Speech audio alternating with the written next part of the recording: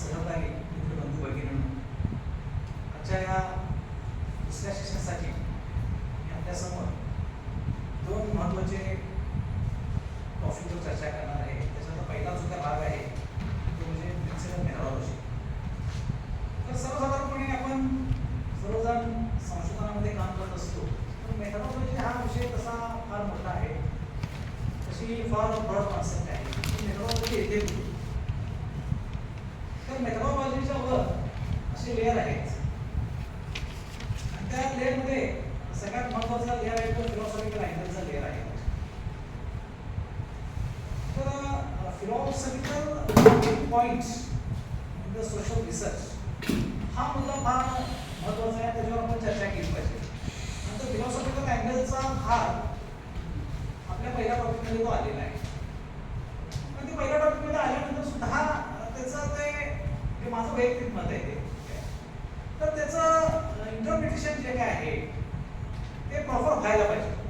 केलेलं आहे इंटरप्रिटेशन, त्याचं करायचा प्रयत्न केलेला आहे, पण त्याच्यापेक्षा जरा विद्यार्थ्यांच्या दृष्टिकोनातून विद्यार्थ्यांना त्यांचे आकलन योग्य त्या पद्धतीने होण्याच्या अनुषंगाने ते इंटरप्रिटेशन आणि जरा खुल्या पद्धतीनं जरा चांगल्या पद्धतीनं होणं अपेक्षित आहे. ते आपण कमी असायला आणि तो जो काय फिलॉसॉफिकलचा जो काय अँगल आहे त्या अँगलला जोडूनच हा सगळा भाग येतोय.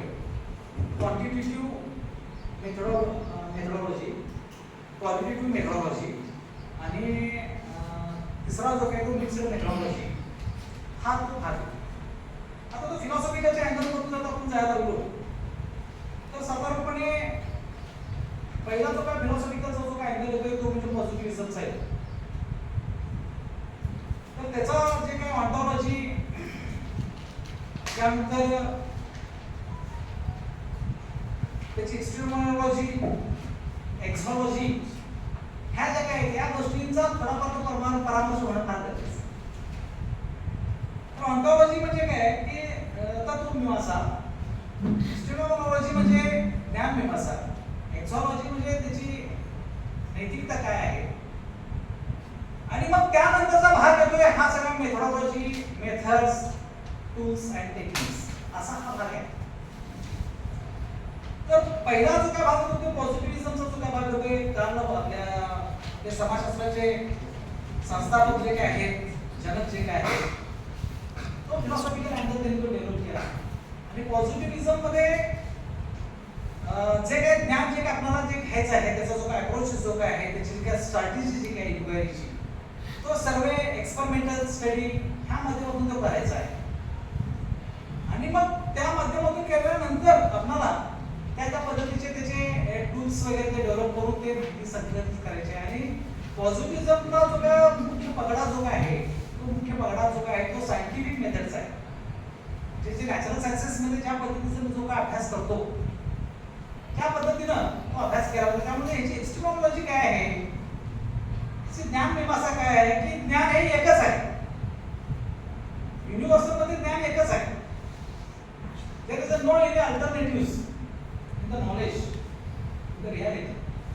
हे त्याचं ज्ञान मीमांसा आहे, हे त्याचं बेस आहे. त्याचं ज्ञान एकच आहे आणि ते ज्ञान एकच आहे. त्याचं पर्सिव्ह कशाच्या आधारे करायचं आहे, आपल्याला सर्वे आणि एक्सपेरिमेंटलच्या स्टडीच्या द्वारे आपल्याला करायचं आहे. जे आपले सेन्सेस आहे त्या सेन्सेसच्या आधारे हे ज्ञान हे एकच आहे. ज्ञान दुसरं कुठलं काय नाही, ज्ञान एकच आहे. कारण की जो नॅचरल सायन्सेसला जो काय त्याचे जे प्रिन्सिपल्स आहेत त्याच्या प्रभावातून हे पॉझिटिव्हिझम डेव्हलपमेंट झालेलं आहे. आणि मग ते डेव्हलपमेंट करताना त्याचं क्वांटिटेटिव्हिझम करायचं आहे, त्याचं प्रमाणीकरण करायचं आहे, त्या क्वांटिटिझमच्या माध्यमातून ते ज्ञान मोजायचं आहे. तर अशा पद्धतीचे हा फिलॉसॉफिकल अँगल आहे. त्या फिलॉसॉफिकल अँगलमधून हा क्वांटिटेटिव्ह मेथड आलेला आहे. आणि या क्वांटिटेटिव्ह मेथड्समध्ये तुम्ही वेगवेगळ्या क्वांटिटेटिव्ह मेथॉडॉलॉजी, क्वालिटेटिव्ह मेथॉडॉलॉजी आणि मिक्स्ड मेथॉडॉलॉजी ह्या मेथॉडॉलॉजीज आहेत. आणि या मेथॉडॉलॉजीज मध्ये सर्वे मेथड, एक्सपेरिमेंट मेथड्स वगैरे ह्या ज्या काही बाबी आहेत, सेन्सस ऑब्झर्वेशन मेथड्स जे काय आहेत, ह्या सगळ्या मेथड्सद्वारे तो आपल्याला अभ्यास करायचा आहे. आणि ह्या सगळ्यांचा परिपाक काय आहे की ज्ञान हे एकच आहे. ह्याची मॉरॅलिटी काय आहे, ह्याची इथिक्स काय आहे, there is no any kind of emotional things. Emotional काय व्हायचं नाहीये. इमोशनल न होता जसं ज्ञान घेतो त्यामध्ये ते नॅचरल सायन्सेसमध्ये आपण इमोशनल होत नाही, तर त्या पद्धतीनेच आपण या ठिकाणी इमोशनल न होता हा अभ्यास करायचा आहे. अशा पद्धतीचं हा फिलॉसॉफिकल अँगल आणि अशा पद्धतीने हे क्वांटिटेटिव्ह मेथड्स आणि या क्वांटिटेटिव्ह मेथडॉलॉजीमध्ये आलेल्या ह्या सर्वे एक्सपेरिमेंटल या ज्या बाबी आहेत आणि ह्याच्या आधारे मग बाकीच्या गोष्टी आपण काय करतो टूल आणि टेक्निक्स आपण त्या कुठल्या लागू होतात त्या पद्धतीने घेऊन ह्या पद्धतीने ते संशोधनाचं काम करतो. आणि तो भाग आहे तो पॉझिटिव्हिझमचा. पॉझिटिव्हिझम हा क्वांटिटेटिव्ह मेथडॉलॉजीशी निगडीत आहे. क्वांटिटेटिव्ह मेथडॉलॉजीमध्ये सर्वे मेथड्स, एक्सपेरिमेंटल मेथड्स वगैरे या सगळ्या मेथड्सचा वापर करून त्या मेथडला ज्या पद्धतीने आपण लागू त्या गोष्टींचा आपण टूल आणि टेक्निक्सचा वापर करून आपण ते सगळं करून मग त्या पद्धतीने अनालिसिस करून मग ते आपण कन्क्लुजनवर जातो. हा पहिला भाग आला. म्हणजे माझ्याकडे आहे मिक्स मेथडॉलॉजी. हे काय सांगायचं त्याचं बॅकग्राऊंड सांगितल्याशिवाय तिकडे जाता येत नाही म्हणून मी सांगतो. त्यानंतर ही जी काही क्वांटिटेटिव्ह मेथड आहे ही पॉझिटिव्हिझमची का फिलॉसॉफिकल अँगल आहे हा कोण डेव्हलप केला आपल्यामध्ये तर ऑगस्ट कॉम्पने डेव्हलप केला. पण काही काळानंतर त्याला जसं विजनगन सर म्हटले की काउंटर हा होतच राहतं आणि त्याला काउंटर म्हणून बऱ्याचशा अभ्यासकांनी तत्कालीन काळातील त्याच्यामध्ये मॅक्स वेबरची ही जी काय परंपरा जी काय आहे ह्या मॅक्स वेबरने काय केले की त्याला चेक देण्यासाठी त्याने इंटरप्रिटिव्हिझम हा फिलॉसॉफिकल या ठिकाणी त्याने आणला. इंटरप्रिटिव्हिझम हा फिलॉसॉफिकल अँगल आणला आणि मग इकडचं जे काय ज्ञान विकासाचं जे काय एक फिलॉसॉफिकल अँगल काय होतं की इकडचा अँगल काय होता की ज्ञान एकच आहे. तर इंटरप्रिटिव्हिझम मध्ये ज्ञान एक नाही आहे, ज्ञान भरपूर आहे. एकच गोष्ट ती म्हणजे तेच नाही आहे. त्याला वेगवेगळे ते ज्ञान वेगवेगळ्या अँगलला ते पसरत जाते.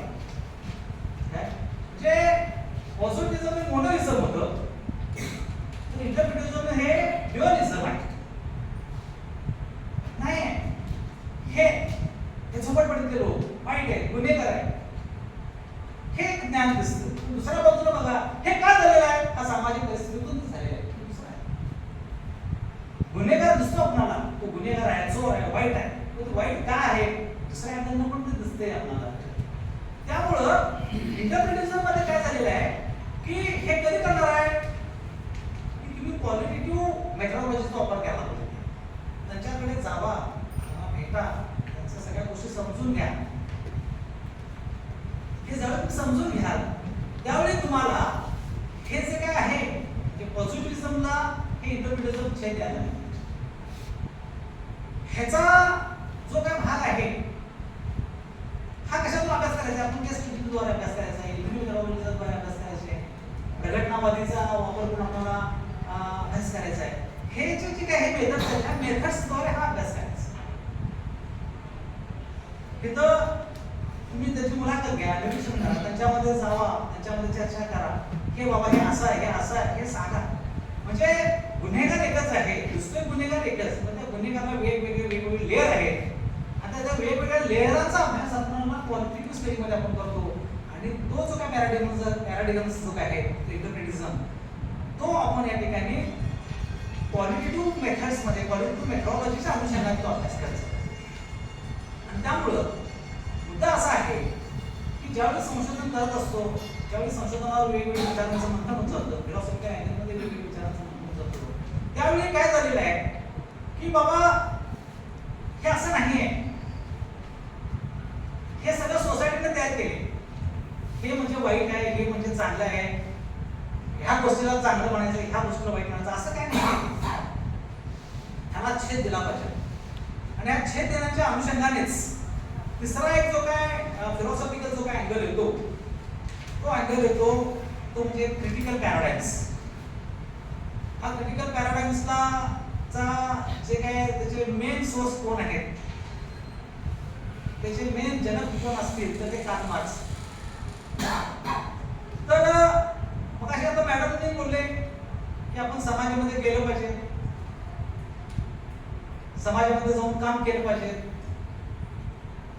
तोच भाग हा मिक्स्ड मेथडॉलॉजी मध्ये आहे.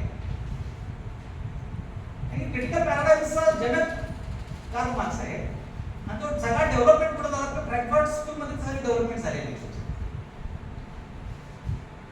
तर पॉझिटिव्हिझम फक्त स्टडीला बसून पाहतं हे असं आहे, हे असं आहे, असं आहे. इंटरप्रिटेशन काय करतं की सोसायटीमध्ये जरा बऱ्यापैकी शिरतं आणि हे असं आहे आणि त्याच्यापासून जास्त डिटेल जाऊन पण मिक्स्ड मेथोडॉलॉजी जे काही क्रिटिकल पॅराडायम्स आहे ते काय सांगतं की असं काय नाहीये. हे सगळं ज्याच्याकडे पॉवर आहे, ज्याच्याकडे ताकद आहे, ज्याच्याकडे सत्ता आहे, जे भांडवलवादी लोक आहेत त्यांनी या गोष्टी सगळ्या तयार केलेल्या आहेत आपल्या सोयीसाठी. हे जे काही सत्य सांगायला हे असं आहे तसं आहे, मग ते धर्माच्या गोष्टी असतील, ह्याच्या गोष्टी असतील, ते परंपरेच्या असतील, असं केलं पाहिजे तसं केलं हे असं नाहीये. ज्यांच्याकडे पॉवर आहे, ज्यांच्याकडे सत्ता आहे, ज्यांच्याकडे संपत्ती आहे, ज्यांच्याकडे अधिकार आहे, ज्यांच्याकडे धार्मिक ठेकेदारीपणा आहे, त्या लोकांनी सगळं तयार केलेलं आहे. वास्तव हे नाहीच आहे. त्या वास्तवाला जर ब्रेक करायचं असेल, त्या वास्तवाला जर तोडायचं असेल तर आपल्याला क्रिटिकल पॅराडायम्स अडॉप्ट करावं लागेल. त्याच्यामध्ये पुन्हा डेव्हलप्स होतील, पुन्हा याच्यामध्ये काही मर्यादा आहेत, मला मान्य आहे, पण आपण प्रयत्न तर करूया. सुरुवातीला हे असं होणारच आहे, पण आपण प्रयत्न करूया. तुमचं सहकार्य मला अपेक्षित आहे आणि नक्कीच की याचं व्याख्या, ह्याची वैशिष्ट्य, याचा बॅकग्राऊंड जे काय आहे, थॉरॉटिकल अप्रोच काय आहे, या सगळ्या गोष्टी आपण समजून घेऊ. मिक्सर मेथोडॉलॉजी विधान 1.0 आपण सुरुवात केलेली आहे. त्याचं वैशिष्ट्य आणि त्याचा व्याख्या जी आहे ती सुरुवात केलेली आहे. त्याच्या अगोदर ज्यावेळी 2.0 येईल त्यावेळी मॅडमना मी विनंती करतो की आपण पहिला जो टॉपिक आहे त्या टॉपिकची इथं जुळलेली आहे. हां, तो फिलॉसॉफिकल अँगल तिथं झालं तरच हे कळणार आहे. अशा पद्धतीने आपण सगळेजण मिळून एकमेकाशी विचार करणं, हा जो का फिलॉसॉफिकल अँगल आणि हा जो का मेथोडॉलॉजी या तीनच आहेत खऱ्या अर्थाने. मेथोडॉलॉजी या तीनच, क्वालिटेटिव्ह, क्वांटिटेटिव्ह आणि मिक्स्ड, ह्याच मेथोडॉलॉजी आहे. त्या मेथोडॉलॉजी अंतर्गत मग वेगवेगळे मेथड्स येतात आणि त्या मेथडच्या नुसार पण टूल्स अँड टेक्निक्स. अशा पद्धतीने हा जी काय एक लिंक आहे ती लिंक जोडण्याचा प्रयत्न करूया. दुसरा एक मला सर साहेबांनी सांगितले की इंटरव्ह्यू शेड्यूल मुलाखत अनुसूची पद्धत तुम्हीच घ्या म्हटले, पण मी काय त्याच्यावर जास्त फोकस केलेलं नाही, पण मी केलेलं आहे, फॉर्मॅलिटीज म्हणून केलेलं आहे. त्या गोष्टी मी पीपीटी मध्ये आणलेल्या आहेत, पण वेळ कमी आहे की ते ग्रुप सगळ्यांना मी देतो ते त्याच्या त्याही गोष्टी तुम्ही उहापोह करा. आणि आणखी एक मला व्यवस्थित म्हणण्याची विनंती आहे आणि सर्व सन्मान्य गुरु बंधू भगिनींना माझी विनंती आहे की रिसर्च मेथोडॉलॉजीचा आपण अभ्यास करतो की काय होते की बऱ्याच वेळा मेथोडॉलॉजी कोणती वापरला काय प्रॉपरली एकदम सडनली काय सांगता येत नाही, मेथड काय हे एकदम सडनली सांगता येत नाही. तर ज्या काही संशोधनामध्ये ज्या काही टर्मिनॉलॉजीज ज्या काय आहे, संशोधनामध्ये ज्या काही टर्मिनॉलॉजीज ज्या काय आहे म्हणजे काय की त्याला philosophical pin point in research हे समजायला पाहिजे. रिसर्च अप्रोचेस कोणते कोणते हे समजायला पाहिजे. रिसर्च मेथोडॉलॉजी कोणते कोणते हे समजलं पाहिजे. रिसर्च मेथड्स कोणते कोणते हे समजलं पाहिजे. रिसर्च टाइप्स कोणते कोणते हे समजलं पाहिजे. कन्सेप्शनल फ्रेमवर्क आणि थ्योरेटिकल फ्रेमवर्क हे काय आहे हे समजायला पाहिजे. मग कन्सेप्शनल फ्रेमवर्क आणि थ्योरेटिकल फ्रेमवर्कवर जास्त आपण डीप केलो तर मग आम्ही कुणीकडे शिकतो डिडक्टिव्ह आणि इंडक्टिव्ह मेथड म्हणतो. ते कन्सेप्शनल आणि थ्योरेटिकल फ्रेमवर्क दुसरं काय नाही, ते डिडक्टिव्ह आणि इंडक्टिव्ह पेपर्स आहेत काय. पण ह्या सगळ्या गोष्टी म्हणजे ज्या काय रिसर्च मधल्या ज्या काही टर्मिनॉलॉजी आहे ह्या टर्मिनॉलॉजी प्रॉपर जोपर्यंत समजत नाही तोपर्यंत आपण संशोधनाचं काम व्यवस्थित करू शकणार नाही आणि आम्ही विद्यार्थ्यांना व्यवस्थित सांगू शकणार. आणि मग हा नंतरचा भाग आहे टूल्स अँड टेक्निक्स. आम्ही डायरेक्ट टूल्स अँड टेक्निक्स कडे येतो, पण त्याच्या अगोदरचा हा सगळा भाग जो आहे ते बॅकग्राऊंड समजलं तर सगळं करणार आहे.